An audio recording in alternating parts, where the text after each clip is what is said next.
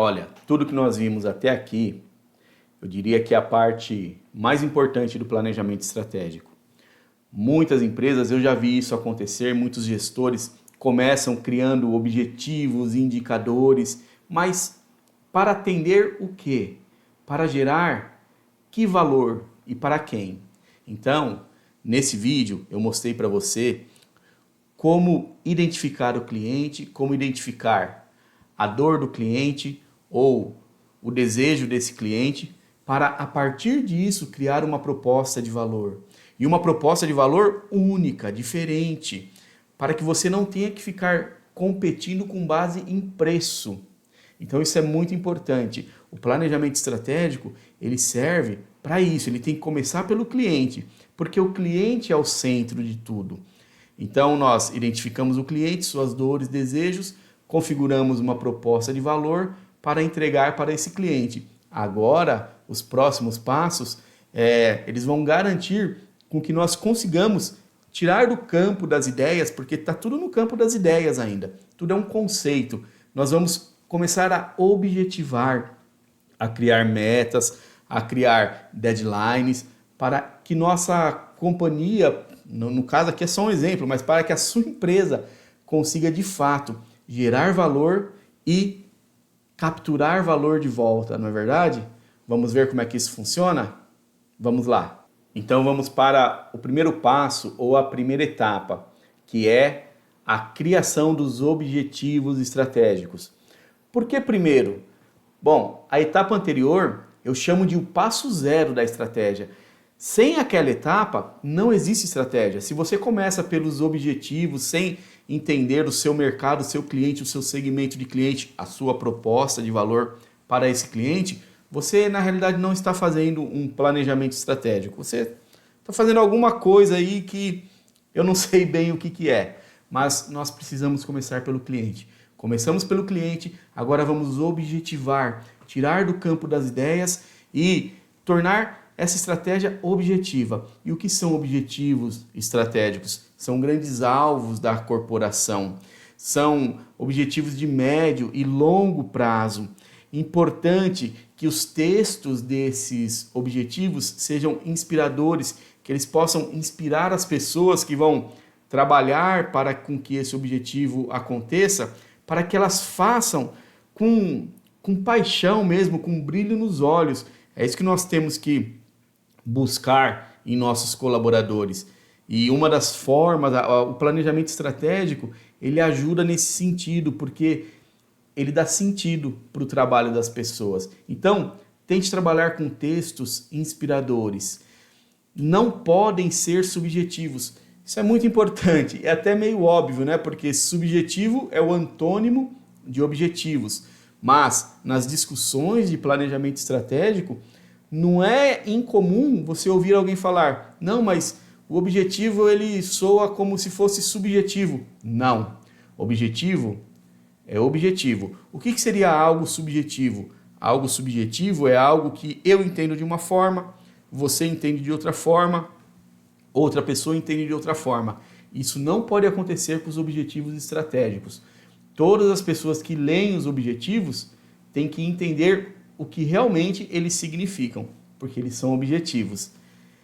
Mas eles são abrangentes, eles não são específicos. Por exemplo, quando a gente fala em garantir a satisfação dos clientes, isso é abrangente. Nós não estamos especificando em qual momento, se é no pós-venda, se é na venda, se é no atendimento. O objetivo ele tem essa característica de ser abrangente, mas ele não é subjetivo. Não confunda esses conceitos. E eles são mensuráveis por indicadores. Algumas pessoas chamam de KPIs, outras pessoas chamam de resultados-chave. Vamos chamar de indicadores nesse momento. Significa que os objetivos não são mensurados necessariamente por eles mesmos, justamente pelo fato de eles serem abrangentes. Eles precisam de indicadores para serem mensurados. E um exemplo aqui é encantar os clientes com o nosso atendimento. Olha, esse objetivo é um objetivo de médio ou longo prazo ele tem um texto inspirador porque ele fala em encantar os clientes. Então ele está mostrando para as pessoas que estão envolvidas neste objetivo, na realização desse objetivo, que assim, elas vão ter que trabalhar, que fazer algo diferente, elas vão ter que ser criativas para poder encantar os clientes. Não é só atender os clientes. Ele é de fato objetivo, não tem subjetividade nisso daqui, e ele é abrangente, porque ele não está especificando como é que vai ser esse encantamento. Ele vai precisar dos indicadores para que seja especificado. Agora, um outro exemplo. Desenvolver processos inteligentes e eficientes. Também é um objetivo interessante, um texto inspirador. Ele provoca as pessoas, não é verdade? Bom, tendo os objetivos definidos, veja que aqui a gente não está mais trabalhando necessariamente com o exemplo anterior. Estamos sendo um pouco mais genérico até para você ver aplicações diferentes. Agora, qual seria a segunda etapa do desenvolvimento desse planejamento? Vamos ver? É isso aí. Se os objetivos eles não são específicos, eles necessitam de indicadores para serem especificados e mensurados, ou seja, acompanhados. A segunda etapa é justamente a vinculação de indicadores, dos parâmetros mensuráveis, que servem para especificar os objetivos. Isso é muito importante. Eles devem ter metas. A meta é algo que vai mostrar, a meta é uma referência. Ela vai mostrar se nós estamos caminhando para o cumprimento ou não dos objetivos.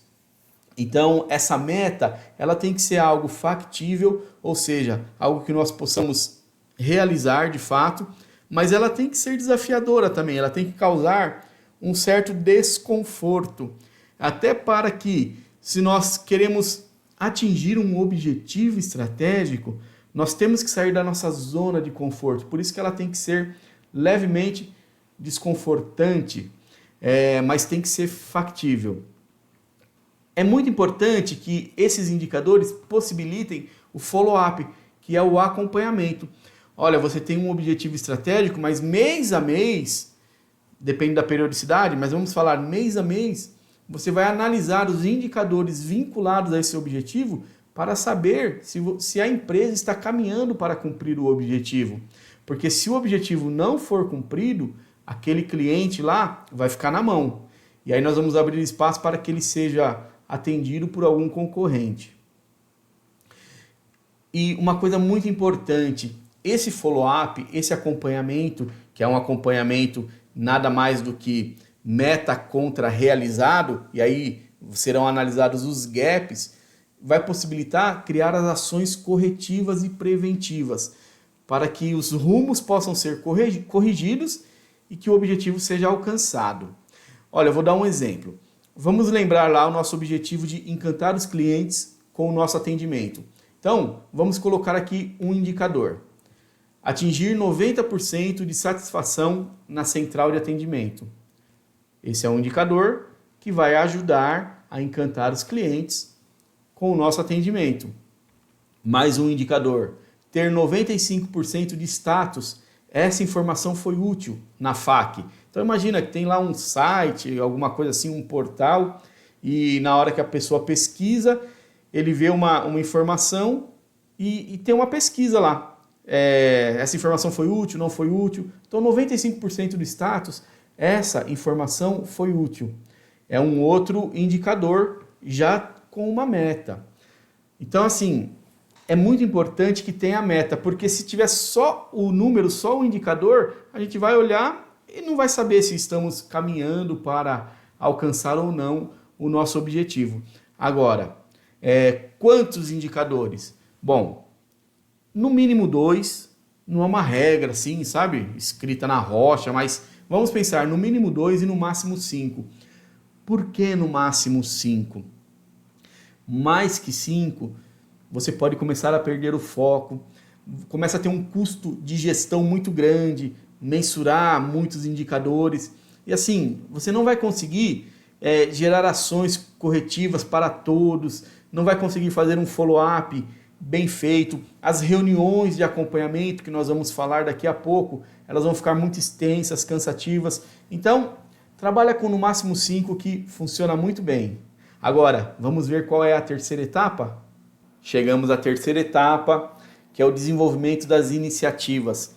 E as iniciativas são esforços temporários, você pode chamar de projeto, de plano de ação, não importa. O importante é saber que ele tem uma natureza de início, meio e fim, não é contínuo. Se fosse contínuo, seria uma operação, não uma iniciativa. E ela visa gerar um resultado estratégico. Por quê? Porque essa iniciativa, esse projeto, esse plano de ação, ele vai ser para que uma meta de um indicador estratégico seja alcançada. Inclusive, eu acho que esse seria o primeiro ou um dos primeiros pontos de priorização de projetos em uma empresa. Se o projeto, a ação, a iniciativa não está vinculada a um objetivo estratégico, não faça, não tem nem que entrar na matriz de priorização, a não ser que seja algo mandatório, alguma questão regulatória, enfim. Caso contrário, todas as iniciativas na empresa, elas devem atender um objetivo estratégico. Vamos para o exemplo. O nosso exemplo aqui, o nosso objetivo, encantar os clientes com o nosso atendimento, a nossa meta, 90% de satisfação na central de atendimento. Olha, 90% é um desafio para nós. A média dos últimos 6 meses foi 70%. Por exemplo, para atingir 90%, nós vamos ter que fazer algo a mais. Nós precisamos de algumas iniciativas, como um programa de capacitação da equipe de suporte. É uma iniciativa, tem início, meio e fim, vai gerar um resultado estratégico, que são lá os 90% de satisfação na central de atendimento. Uma outra iniciativa, por exemplo, o desenvolvimento da URA, que é a Unidade de Resposta Automática. É alguma coisa assim. É quando você liga para uma central de atendimento, tem aquela gravação. Se você quer falar com a área X, tecle 1, com a área Y, tecle 2. Se essa URA for bem desenvolvida, for algo inteligente, ela vai gerar valor para o cliente, porque ela vai poupar o tempo do cliente. Se for mal feito também, ela só piora. Então, é isso. As iniciativas, elas devem atender às metas dos objetivos estratégicos. Vamos para a quarta e última etapa agora. E agora chegamos na quarta etapa aí do nosso modelo de gestão estratégica, que é o acompanhamento da execução. Uma reunião periódica. E aí você vai definir qual é a melhor periodicidade, mas eu acredito que reuniões mensais, elas funcionam muito bem. Quem trabalha com OKR, trabalha com reuniões de acompanhamento semanais, é bacana, mas vamos falar aqui de reuniões mensais e o que vai ser acompanhado nessa reunião. Olha só, objetivo estratégico, o indicador ligado a esse objetivo, porque o objetivo é abrangente, nós precisamos especificar o indicador e a iniciativa que vai entregar a meta desse indicador. Não fale dos problemas lá do dia a dia, tem outras reuniões, tem outras ferramentas na empresa para tratar esses problemas. Vamos trabalhar aqui com um nível estratégico. É muito importante não perder o foco. Essa reunião tem que ser uma reunião rápida, objetiva. Aquele conceito de reunião de análise estratégica, que é o dia inteiro. Sabe, isso só atrapalha a gestão. Isso faz com que as empresas não pratiquem o planejamento estratégico, porque fica algo muito custoso, muito complexo. Nós temos que simplificar. O conceito é agilidade. É o que gera valor, é o mínimo produto viável. E pelo amor de Deus, adote uma ata. Se você não tiver uma ata, e não é ata de reunião de condomínio não, às 16 horas do dia 24, não é isso. É uma ata onde você vai anotar as decisões, as ações. É uma ata como se fosse Por exemplo, na empresa que eu trabalho, nós temos um software de gestão estratégica e esse software ele tem um módulo de reuniões. nós não utilizamos esse módulo, utilizamos outros módulos que são excelentes.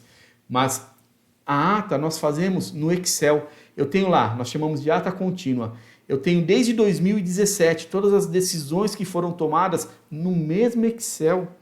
Então eu tenho um filtro que eu puxo por assunto, e isso é muito legal porque às vezes a gente tomou uma decisão sobre um assunto e parece que aquele assunto foi resolvido, meses depois aparece o problema de novo. Eu tenho na ata, eu posso buscar, olha, nós já fizemos isso em relação a esse assunto, não deu certo, foi feito como nós falamos, não foi feito. Então adote uma ata num modelo de follow-up, sabe? Não é mais aquela questão de, olha, o fulano citou que... Não é uma transcrição da reunião. É uma ata para pegar as decisões, as solicitações e fazer o acompanhamento. Quem é o responsável, quando que tem que ter a entrega. É agilidade. Nós temos que colocar isso aqui na nossa mentalidade. Chega de complicação, chega de burocracia. Então nós começamos falando nesse vídeo por que as empresas morrem. E aí eu trouxe uma proposição de como evitar isso. Porque nós vimos que, segundo dados lá do Sebrae, as empresas morrem por falta de planejamento. E aí eu comecei falando que um planejamento tem que iniciar pelo cliente. O cliente, ele tem que ser o centro. E depois disso mostrei 4 etapas, que começa com a objetivação, criação de objetivos, a vinculação de parâmetros mensuráveis, que são os indicadores com as suas metas a este objetivo. E essas metas, elas vão exigir algo mais para ser alcançadas. E para isso, falamos da criação de iniciativas, projetos, planos de ação, para que essas metas sejam alcançadas. E no final de tudo, falamos do acompanhamento. Como fazer um acompanhamento? Olha, eu espero que você tenha gostado desse vídeo, que você possa aplicar isso na sua empresa para que ela não esteja naquela estatística do Sebrae. E se você gostou, nós temos muito mais conteúdos como esse lá no nosso blog, iniciativaestratégica.com.br. Curte o nosso vídeo, compartilha e não deixe de nos acompanhar, porque nós vamos fazer deste blog, nós vamos fazer da Iniciativa Estratégica um dos maiores canais de distribuição de conceitos, ferramentas, conhecimentos e técnicas em gestão estratégica. Te vejo na próxima.